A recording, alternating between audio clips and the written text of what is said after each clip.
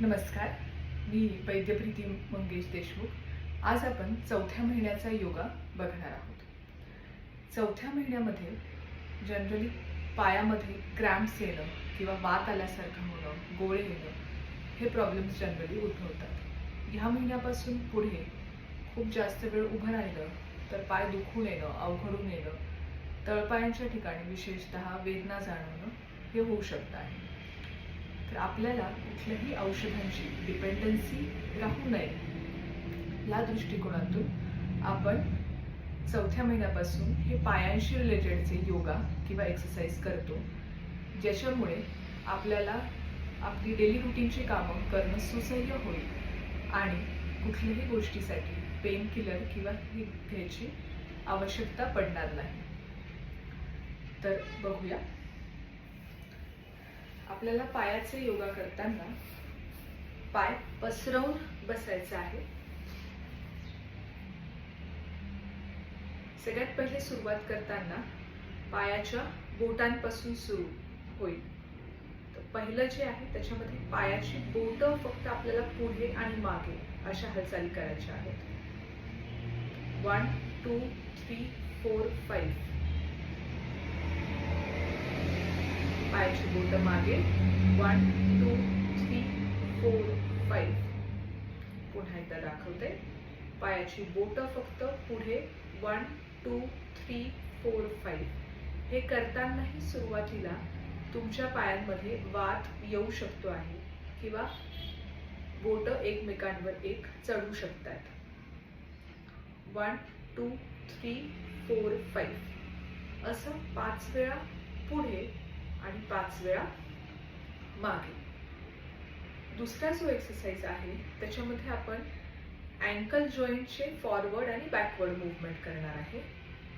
तर घोट्यापासून पूर्ण पाय पुढे 1 2 3 4 5 आणि घोट्यापासून पूर्ण मागे म्हणजे अँकल जॉईंट पासून पूर्ण मागे म्हणजे 1 2 3 4 5 पुन्हा एकदा दाखवते।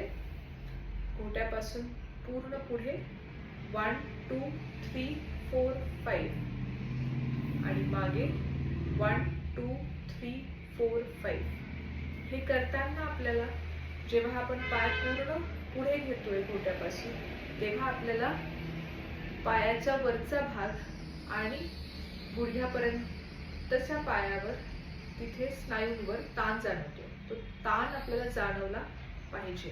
तसंच आपण जेव्हा पाय मागे घेतोय तेव्हा पोटरीच्या खालच्या बाजूला आपल्याला ताण जाणवला पाहिजे आणि 5 मोजेपर्यंत मागे होल्ड करून ठेवायचंय। असं 5 वेळा पुढे आणि 5 वेळा मागे या पद्धतीने राहील। त्याच्यानंतर आपल्याला पाय जो आहे आता क्लॉकवाइज डायरेक्शन आणि अँटी क्लॉकवाइज डायरेक्शनला मूव्ह करायचा आहे। तर दोन्ही पाय सोबत हे करायचे आहे, जोडून घ्यायचे आहे।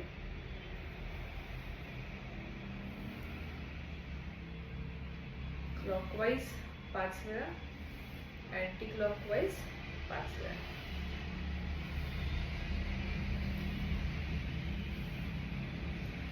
पूर्ण 360 डिग्रीज में आपले अँकल जॉइंट्स गोलाकार फिरले पाहिजे।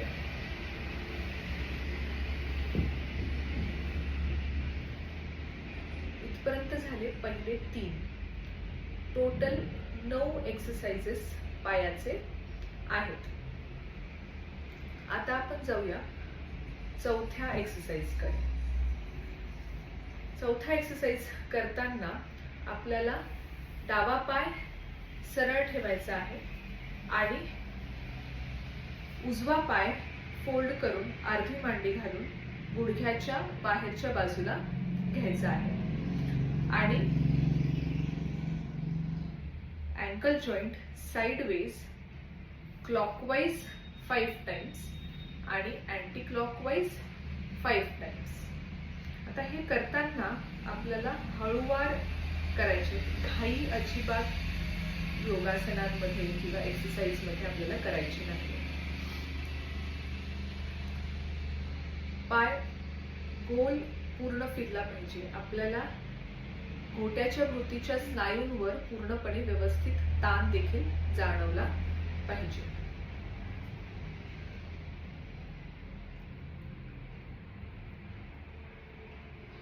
आता आपण दुसऱ्या पायाचं बघूया. उजवा पाय सरळ आणि डावा पाय फोल्ड करून घ्यायचा आहे आणि फॉरवर्ड टू बॅकवर्ड रोटेशन आणि बॅकवर्ड टू फॉरवर्ड रोटेशन. असं 5 वेळा बॅकवर्ड टू फॉरवर्ड आणि फॉरवर्ड टू बॅकवर्ड 5 वेळा. हा झाला चौथा एक्सरसाइज. 5व्यामध्ये आपल्याला हात दोन्ही साईडला ठेवून गुडघ्यामध्ये पाय उचलून खाली आणायचे. 1 2 3 4 5 6 7 8 9 आणि 10 असं 10 काउंट्स.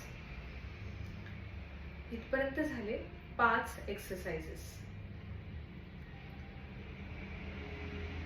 त्याच्यानंतर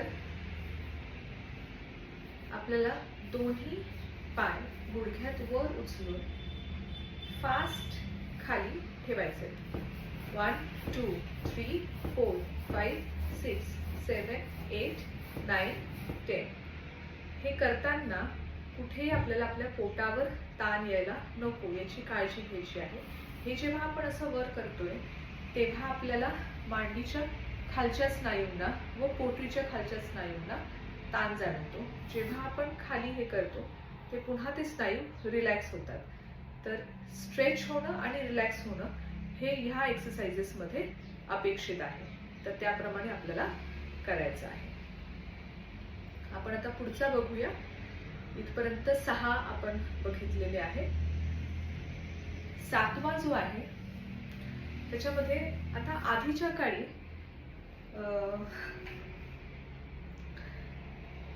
डिलिव्हरीसाठी जेव्हा मुली आपल्या माहेरी जायच्या किंवा घरी दळण दळायची पद्धत जी होती ती जात्यावर असायची.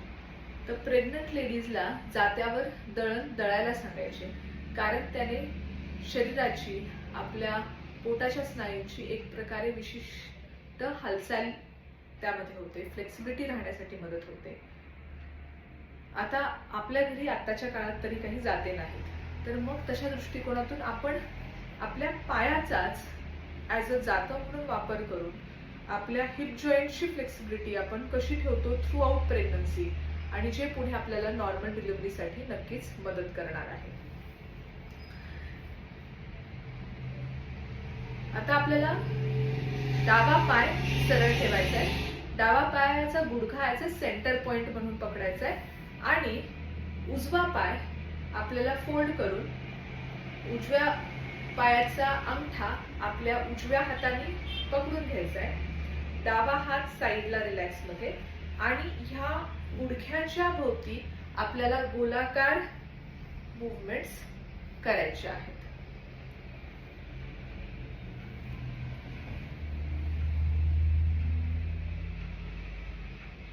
तर 5 टाइम्स क्लॉकवाइज आणि 5 टाइम्स अँटी क्लॉकवाइज. आता गुडघा किंवा पाय मागे घेताना कुठेही आपल्या पोटावर ओटीपोटावर ताण येणार नाही याची काळजी आपल्याला घ्यायची आहे.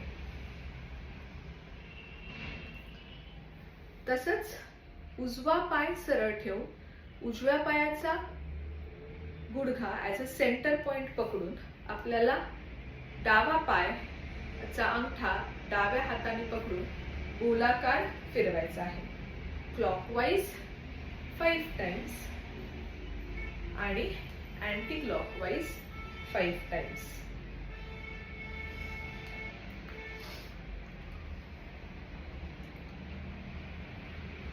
हा झाला 7वा एक्सरसाइज.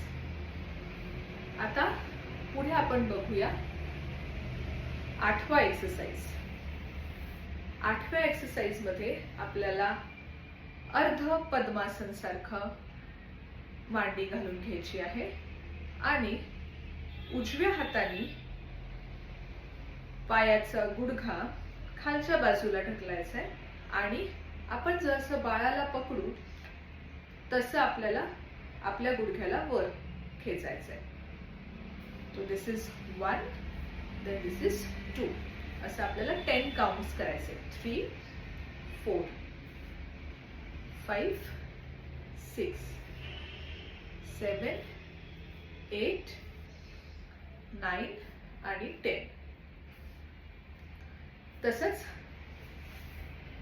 डाव्या पायाचं अर्धी मांडी घालून घ्यायची आहे किंवा अर्ध पद्मासन. डाव्या हाताने डावा गुडघा खालच्या बाजूला ढकलायचा आहे आणि बाळाप्रमाणे पकडायचं आहे.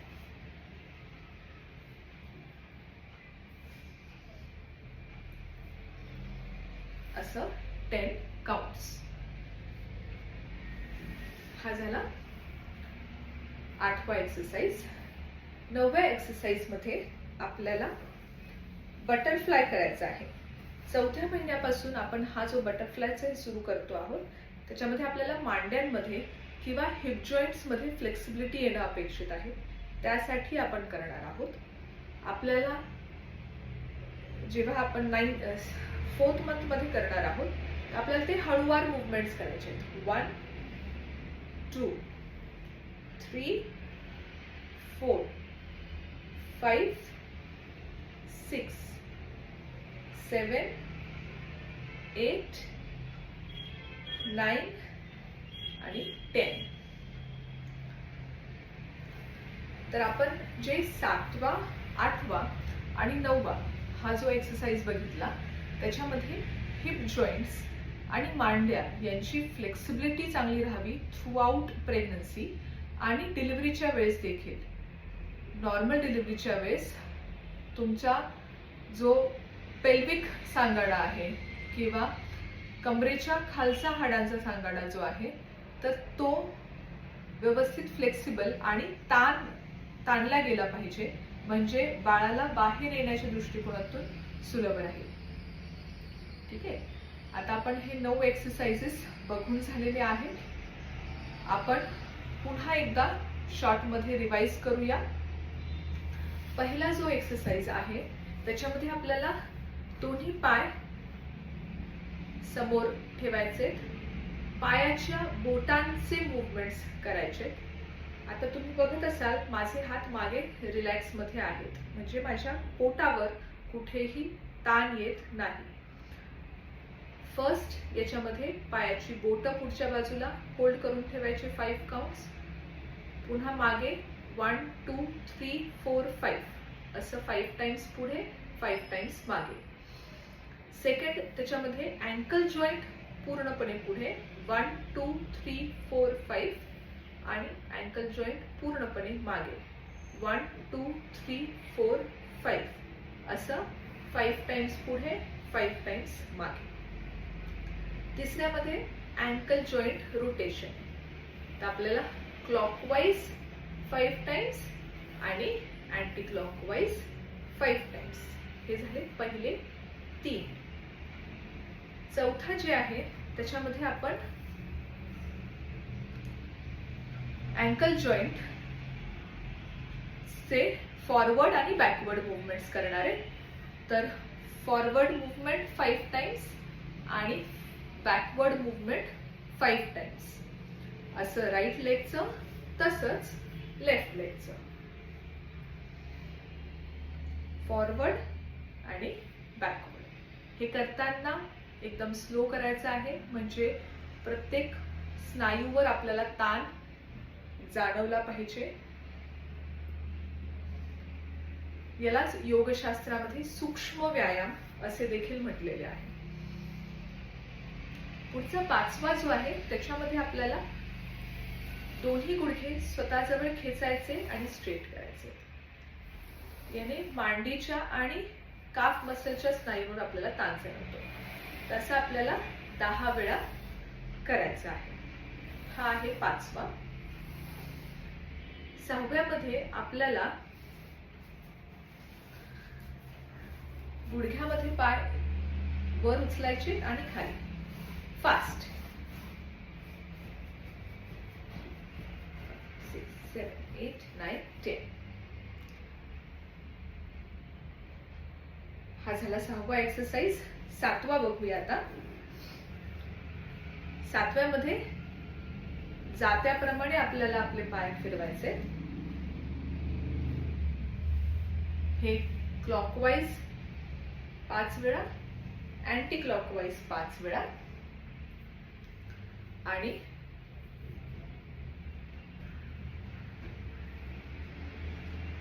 क्लॉकवाईज 5 वेळा, अँटी क्लॉकवाईज 5 वेळा.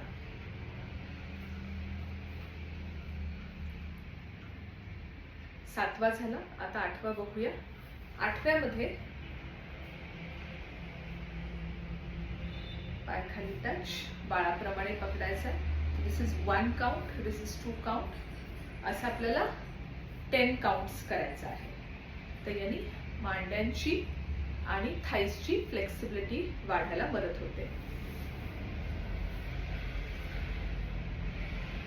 1, 2, 3, 4.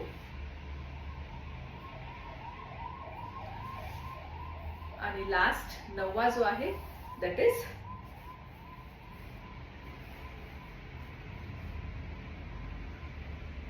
बटरफ्लाय. 1, 2, 3, 4. हे झाले 4th मंथचे 9 एक्सरसाइजेस आणि त्यासोबत त्यांचा आपण थोडक्यात शेवटी एक क्विक रिव्हिजन पण घेतलेला आहे. हे करताना जर तुम्हाला कुठेही काही प्रॉब्लेम जाणवत असतील तर नक्कीच तुम्ही मला संपर्क साधू शकता आहात. आणि आपण हे जे काही प्रेग्नन्सीमध्ये योगा करतो आहोत हे आपण थ्रूआउट प्रेग्नन्सी निरोगी राहावं. आपल्याला कुठे दुखत असेल तर काही औषधं घ्यायची गरज पडू नये. आपले सगळे सांधे स्नायू हे बळकट राहिले पाहिजे, फ्लेक्सिबल राहिले पाहिजे, यासाठी आपण करतो आहोत. तर कुठेही आपल्याला स्वतःची ओढाताण करून किंवा थकवा आलेला आहे, खूप करायचा कंटाळा आला आहे आणि तरी देखील आपण ते करतो आहोत, तर हे टाळलं पाहिजे. धन्यवाद.